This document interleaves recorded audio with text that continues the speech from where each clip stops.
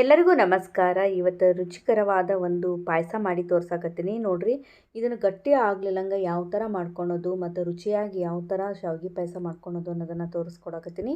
ಬರ್ರಿ ಇವತ್ತು ಶಾವಿಗೆ ಪಾಯಸ ಹೆಂಗೆ ಮಾಡೋದು ನೋಡ್ಕೊಂಬರೋಣ್ರಿ. ಶಾವಿಗೆ ಪಾಯಸ ನೋಡಿದ್ರೆ ತಿನ್ಬೇಕನ್ನಿಸ್ತೈತಿ. ಹಬ್ಬ ಇದ್ದಾಗ ಅಥವಾ ಏನಾರ ಮಕ್ಕಳಿಗೆ ತಿನ್ಬೇಕನ್ನಿಸ್ದಾಗ ನೀವು ಈ ಥರ ಮಾಡಿಕೊಡ್ಬೋದು. ಮತ್ತು ಇನ್ನೂ ಒಂದು ಇದು ನೋಡ್ರಿ ಎಷ್ಟಾಗಿ ಈಗ ರಸ ಐತಲ್ಲ ಇದು ಎಲ್ಲ ಹೀರ್ಕೊಂಡು ಆಮೇಲೆ ಗಟ್ಟಿ ಆಗುತ್ತೆ. ಅದಕ್ಕೆ ಯಾವ ಥರ ನಾವು ಗಟ್ಟಿ ಆಗಲಿಲ್ಲಂಗೆ ನಾವು ಮಾಡ್ಬೋದು ಪಾಯಸನ ಅನ್ನೋದನ್ನು ಇವತ್ತಿನ ವಿಡಿಯೋದಾಗ ನೋಡ್ಕೊಂಬರೋಣ. ಬರ್ರಿ ಈಗ ಪಾಯಸಕ್ಕೆ ಏನೇನು ಬೇಕು ಸಾಮಗ್ರಿಗಳನ್ನೆಲ್ಲ ಜೋಡಿಸಿ ರೆಡಿ ಮಾಡಿ ಇಟ್ಕೊಂಡೀನಿ. ಇದಕ್ಕೆ ಮೇನಾಗಿ ಬೇಕಾಗಿರೋಂಥದ್ದು ಶಾವಿಗೆ. ನಾನು ಇಲ್ಲಿ ತೊಗೊಂಡಿರೋದು ಅನಿಲ್ ಶಾವಿಗೆ. ಇದು ಭಾಳ ಮಸ್ತಾಗಿರ್ತೈತಿ ಅಂತಲೇ ಹೇಳ್ಬೋದು. ಹೀಗಾಗಿ ನೀವು ಮನೆಯಲ್ಲಿ ನೀವು ರೆಡಿ ಮಾಡಿಸಿದ್ರೆ ಆ ಶಾವಿಗೆ ಕೂಡ ನೀವು ಯೂಸ್ ಮಾಡ್ಕೋಬೋದು. ಇಲ್ಲಾಂದರೆ MTR ಈ ಥರ ಬೇರೆ ಬೇರೆ ಶಾವಿಗೆನ ನೀವು ತೊಗೊಂಡು ನೀವು ಶಾವಿಗೆ ಪಾಯಸ ಮಾಡ್ಕೋಬೋದು. ಈಗ ನಾನು ಒಂದು ದೊಡ್ಡ ಕಡಾಯಿಗೆ ನಾನು ಈಗ ತುಪ್ಪ ಹಾಕ್ಕೊಳಕತ್ತೀನಿ. ಜಾಸ್ತಿ ಪ್ರಮಾಣದಾಗ ಮಾಡ್ಕೊಳೋದ್ರಿಂದ ನಾನು ಈಗ ದೊಡ್ಡದು ತೊಗೊಂಡಿನಿ ಕಡಾಯಿನ. ಇದಕ್ಕೆ ತುಪ್ಪ ಒಂದು ಸ್ವಲ್ಪ ಜಾಸ್ತಿನೇ ಹಾಕ್ಕೊಂಡಿನಿ. ತುಪ್ಪ ಕಾದ್ಮೇಲೆ ಈಗ ನಾನು ರೆಡಿ ಮಾಡಿ ಇಟ್ಕೊಂಡಿದ್ದಂತಹ ಗೋಡಂಬಿ, ದ್ರಾಕ್ಷಿ ಇವನ್ನೆಲ್ಲನೂ ಇದ್ರೊಳಗೆ ತುಪ್ಪ ಕಾದಿಂದ ಹಾಕ್ಕೊಂಡು ಹುರ್ಕೊತೀನಿ. ನಿಮ್ಗೆ ಎಷ್ಟು ಬೇಕೋ ಅಷ್ಟು ನೀವು ದ್ರಾಕ್ಷಿ ಗೋಡಂಬಿನ ತೊಗೋಬೋದು. ಯಾಕಂದ್ರೆ ಕೆಲವೊಬ್ಬರು ಭಾಳ ಇಷ್ಟಪಡ್ತಾರೆ, ಹೀಗಾಗಿ ನೀವು ಜಾಸ್ತಿನ ಹಾಕ್ಕೋಬೋದು. ನಾನೀಗ ನೋಡಿರಿ ಇಷ್ಟು ತೊಗೊಂಡಿನಿ. 2 ಭಾಗ ಮಾಡ್ಕೊಂಡಿನಿ ಗೋಡಂಬಿನ. ಅದನ್ನು ಹಾಕ್ಕೊಂಡು ಒಂದು ಸ್ವಲ್ಪ ಗೋಲ್ಡನ್ ಬ್ರೌನ್ ಅಂತೀವಲ್ಲ ಆ ಥರ ಬರೋಷ್ಟು ನಾವು ಫ್ರೈ ಮಾಡಿಕೊಂಡು ತುಪ್ಪದಾಗ ತೆಗೆದು ರೆಡಿ ಮಾಡ್ಕೊತೀನಿ. ದ್ರಾಕ್ಷಿ ನಾವು ಒಂದು ಸ್ವಲ್ಪ ಉಬ್ಬಿ ಬರಬೇಕು ಅಲ್ಲಿವರೆಗೂ ನಾವು ಅದನ್ನು ದ್ರಾಕ್ಷಿನ ತುಪ್ಪದಾಗನ ಫ್ರೈ ಮಾಡ್ಕೋಬೇಕು. ಶಾವಿಗೆ ಪಾಯಸಕ್ಕೆ ಎಷ್ಟು ಹಾಲಿದ್ರೂ ಕಡಿಮೆನ. ನಾನು ಇಲ್ಲಿ ಹಾಲಿನಾಗ ಮಾಡೋದ್ರಿಂದ 1 ಲೀಟರ್ ಹಾಲು ತೊಗೊಂಡಿನಿ. 1.5 ಬಟ್ಲ ನಾನು ಶಾವಿಗೆ ತೊಗೊಂಡಿನಿ. 1.5 ಬಟ್ಲಿಗೆ 1 ಲೀಟರ್ ಹಾಲನ್ನ ಹಾಕ್ಕೊಂಡೀನಿ. ಆದರೂ ಕೂಡ ಅದು ಅಷ್ಟೊಂದು ನಾವು ಹಾಲು ಹಾಕ್ಕೊಂಡಿದ್ರು ಕೂಡ ಮೊದಲು ನಾವು ಬಿಸಿ ಇದ್ದಾಗ ಈಗ ಹಾಲು ನೋಡ್ಬೋದು ನೀವು ಎಷ್ಟೊಂದು ಹಾಲಿತ್ತು. ಆಮೇಲೆ ಅದು ಒಂದು ಸ್ವಲ್ಪ ಹೊತ್ತು ಬಿಟ್ಟಾದಮೇಲೆ ಗಟ್ಟಿ ಆಗಿಬಿಡ್ತೈತಿ. ಆ ಥರ ಗಟ್ಟಿ ಆಗಬಾರ್ದಂದ್ರೆ ಹಾಲಿನ ಪ್ರಮಾಣ ಒಂದು ಸ್ವಲ್ಪ ಜಾಸ್ತಿನೇ ಹಾಕ್ಕೊಳ್ರಿ. ಮತ್ತು ನೀರು ಆ್ಯಡ್ ಮಾಡೋದ್ರಿಂದ ಅಷ್ಟೊಂದು ಟೇಸ್ಟ್ ಬರೋದಿಲ್ಲ. ಹೀಗಾಗಿ ಹಾಲಿನಾಗ ನೀವು ಶಾವಿಗೆ ಪಾಯಸ ಮಾಡೋದ್ರಿಂದ ರುಚಿ ಕೂಡ ಅಷ್ಟೇ ಮಸ್ತಾಗಿರ್ತೈತಿ ಅಂತಲೇ ಹೇಳ್ಬೋದು. ಈಗ ನಾನು ಗೋಡಂಬಿನ ಗೋಲ್ಡನ್ ಬ್ರೌನ್ ಆಗಿಂದ ತೆಗೆದಾದ್ಮೇಲೆ ದ್ರಾಕ್ಷಿನೂ ಹಾಕ್ಕೊಂಡಿದ್ದೆ. ನೋಡಿರಿ ದ್ರಾಕ್ಷಿ ಎಲ್ಲ ಉಬ್ಬಿ ಬಂದೈತಿ. ಈ ಥರ ಬಂದಾದ್ಮೇಲೆ ತೆಗೆದು ಬಿಡಬೇಕು. ಆಮೇಲೆ ಇದೇ ಪ್ಯಾನ್ ಒಳಗೆ ನಾವು ಈಗ ಶಾವಿಗೆನ ರೆಡಿ ಮಾಡ್ಕೊಂಡಿದ್ನೆಲ್ಲ 1.5 ಬಟ್ಲ ನಾನು ಶಾವಿಗೆ ತೊಗೊಂಡಿನಿ. ಅದನ್ನು ಈಗ ತುಪ್ಪದಾಗನ ಹುರ್ಕೊಂಡು ಬಿಡೋಣ ಅಂತ. ಇದು ಕೂಡ ಗೋಲ್ಡನ್ ಬ್ರೌನ್ ಬರಬೇಕು, ಅಲ್ಲಿವರೆಗೂ ನಾವು ಇದನ್ನು ಹುರಿಬೇಕು. ತುಪ್ಪನ ಒಂದು ಸ್ವಲ್ಪ ಜಾಸ್ತಿನೇ ಹಾಕ್ಕೊಂಡೇನಿ. ಹೀಗಾಗಿ ನಾನು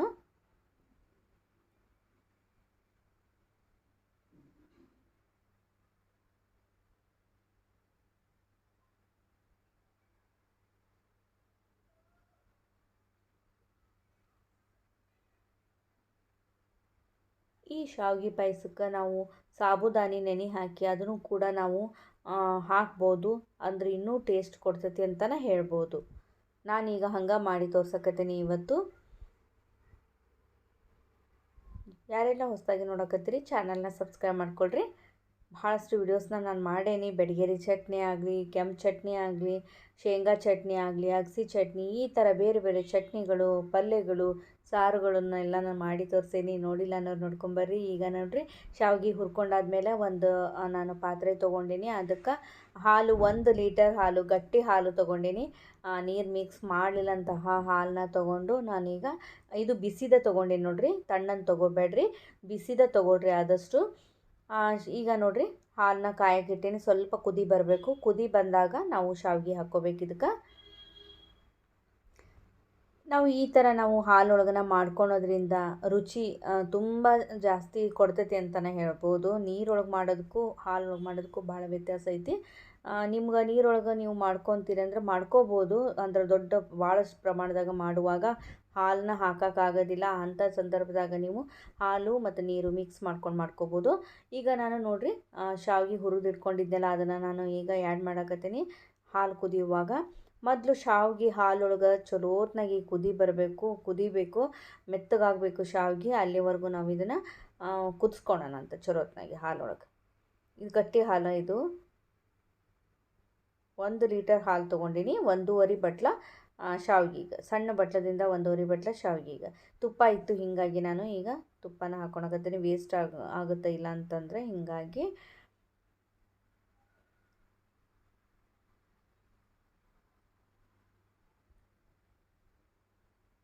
ಚಲೋ ಹೊತ್ನಾಗಿ ಇದು ಕುದಿಬೇಕು. ಕುದಿಯೋವರೆಗೂ ನಾವು ಹಂಗೆ ಬಿಡೋಣ ಅಂತ. ಕುದಿಯುವಾಗ ನಾನು ಹುರಿದಿಟ್ಕೊಂಡಿದ್ದಂತಹ ತುಪ್ಪದಾಗ ಫ್ರೈ ಮಾಡಿದ್ನಲ್ಲ ದ್ರಾಕ್ಷಿ ಗೋಡಂಬಿನ ಹಾಕ್ಕೊಂಡಿನಿ. ಆಮೇಲೆ ಲವಂಗನ ಹಾಕ್ಕೊಂಡಿನಿ. ಚಲೋ ಹೊತ್ನಾಗ ಇನ್ನೊಂದು ಸ್ವಲ್ಪ ಒಂದು 5-10 ನಿಮಿಷ ಕುದಿಯಕ್ಕೆ ಬಿಡೋಣ ಅಂತಿದ್ನ. ಬಿಟ್ಟಾದ್ಮೇಲೆ ಲಾಸ್ಟಲ್ಲಿ ನಾವು ಏಲಕ್ಕಿ ಪೌಡ್ರನ್ನ ಹಾಕ್ಕೋಬೇಕು. ಇದಕ್ಕೆ ಇನ್ನೂ ಬೇಕು ಅಂತಂದ್ರೆ ನೀವು ಇದೇ ಟೈಮ್ನಾಗ ಸಾಬುದಾನ ನಾವು ನೆನೆಸಿ ಇದರೊಳಗೆ ಆ್ಯಡ್ ಮಾಡ್ಬೋದು. ಕುದಿಯುವಾಗ ನೈಟ್ ನಾವು ಸಾಬುದಾನ ನೆನೆ ಹಾಕಿದ್ರೆ ಮಾರ್ನಿಂಗ್ ನೀವು ಏನಾರ ಪಾಯಸ ಮಾಡೋದಿದ್ರೆ ನೀವು ಹಾಕ್ಕೋಬೋದು. ಅಂದರೆ ಚೆನ್ನಾಗಿ ನೆನಿಬೇಕದು ಸಾಬುದಾನ. ನೋಡಿರಿ, ಈಗ ಶಾವ್ಗಿನೂ ಚಲೋ ಹೊತ್ನಾಗಿ ನೋಡ್ಬೋದು ಬೆಂದೈತಿ. ಇಷ್ಟ ಆದ್ರೆ ಸಾಕಾಗ್ತೈತಿ. ಇದಕ್ಕೆ ಮತ್ತು ನೀವು ಒಣ ಕೊಬ್ಬರಿ ಗಸಗಸಿನ ಹುರಿದು ಪುಡಿ ಮಾಡಿ ಹಾಕ್ಕೋಬೋದು. ಮತ್ತು ಇನ್ನೊಂದು ನೋಡಿರಿ, 1.5 ಬಟ್ಲ ನಾನು ಶಾವ್ಗೆ ತೊಗೊಂಡಿದ್ದೆ. ಈಗ 3/4 ಬಟ್ಲ ನಾನು ಸಕ್ಕರೆ ಹಾಕ್ಕೊಂಡಿನಿ. ಇದ್ರೊಳಗೆ ನಿಮ್ಗೆ ಸ್ವೀಟ್ ಜಾಸ್ತಿ ಬೇಕು ಅಂತಂದ್ರೆ ಸಕ್ಕರೆ ಪ್ರಮಾಣ ಜಾಸ್ತಿ ಮಾಡ್ಕೊಳ್ರಿ. ಕಡಿಮೆ ಬೇಕಂತಂದ್ರೆ ಕಡಿಮೆ ಮಾಡ್ಕೋಬೋದು. ನಾನು 3/4 ಬಟ್ಲ ನಾನು ಸಕ್ಕರೆ ಹಾಕ್ಕೊಂಡಿನಿ. ಇಷ್ಟ ಆದ್ರೆ ಸಾಕಾಗ್ತೈತಿ. ಅತಿ ಸಪ್ಪೆ ಆದರೂ ಚೆನ್ನಾಗಿರೋದಿಲ್ಲ. ಸಾಬುದಾನಿ ನೋಡಿರಿ, ಇದು ನೆಂದಿದ್ದಿಲ್ಲ, ಹೀಗಾಗಿ ನಾನು ಆ್ಯಡ್ ಮಾಡಲಿಲ್ಲ.